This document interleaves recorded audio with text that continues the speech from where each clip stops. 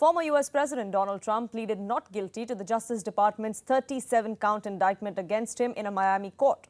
A trial in Trump's case is expected to happen in a year or more. Now, Trump faces criminal charges for unlawfully taking national security documents of the U.S. government when he left office and lied to officials who sought to recover them. Now, this is the second time that Donald Trump is facing legal charges against him in a span of just 3 months. As Trump battles it out in courts, he's also campaigning for the U.S. presidential elections next year, and that campaign is going on in full swing. He says that these indictments are not going to hurt his presidential campaign at all. After his appearance at the court, Donald Trump went right back to that campaigning.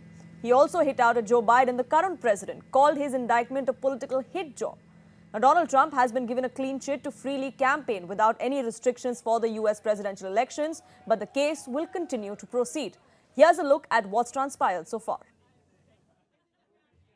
Former President Donald Trump sat in a courtroom Tuesday to face charges against him for the second time in a little over 2 months. He pleaded not guilty to 37 criminal charges that he unlawfully kept national security documents when he left office and lied to officials who sought to recover them. Wearing a blue suit and a red tie, Trump frowned and leaned back in his chair but did not speak during the 47-minute hearing, which was closed to cameras. I think it's a rigged deal here. We have a rigged country. We have a country that's corrupt. It was a contrast to later in the afternoon when Trump appeared more spirited as he met with supporters and staff at a Cuban restaurant in Miami in an unexpected stop after his arraignment. Trump was allowed to leave court without conditions or travel restrictions, and no cash bond was required. The judge in the case also ruled that he was not allowed to communicate with potential witnesses. It sets up a long legal battle as Trump, the frontrunner for the Republican presidential nomination, campaigns to win back the presidency in a November 2024 election. Experts say it could be a year or more before a trial takes place. Trump's spokesperson and lawyer, Alina Habba, called Trump defiant and the prosecution by the Justice Department politically motivated. The people in charge of this country do not love America. They hate Donald Trump. What we are witnessing today is the blatant and unapologetic weaponization of the criminal justice system. Trump has repeatedly proclaimed his innocence and accused Democratic President Joe Biden's administration of targeting him. He called special counsel Jack Smith, who is leading the prosecution, a Trump hater on social media on Tuesday.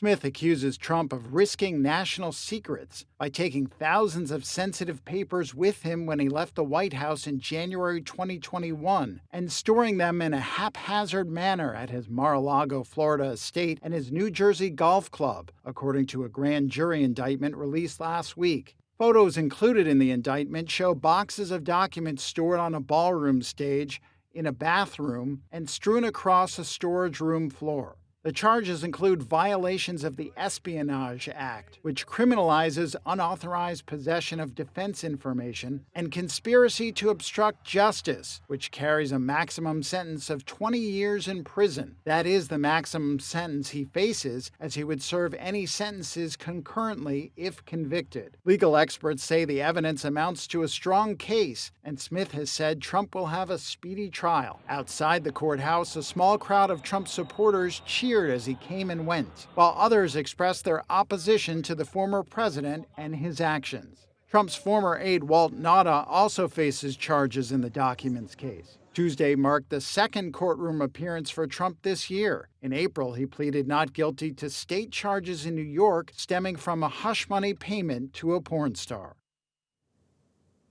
Threatening me with 400 years in prison for possessing my own presidential papers, which just about every other president has done, is one of the most outrageous and vicious legal theories ever put forward in an American court of law. The Espionage Act has been used to go after traitors and spies. It has nothing to do with a former president legally keeping his own documents. As president, the law that applies to this case is not the Espionage Act, but very simply the Presidential Records Act, which is not even mentioned in this ridiculous 44-page indictment. Under the Presidential Records Act, which is civil, not criminal, I had every right to have these documents. Still a very strong case from an evidentiary perspective. You have the pictures and the indictments.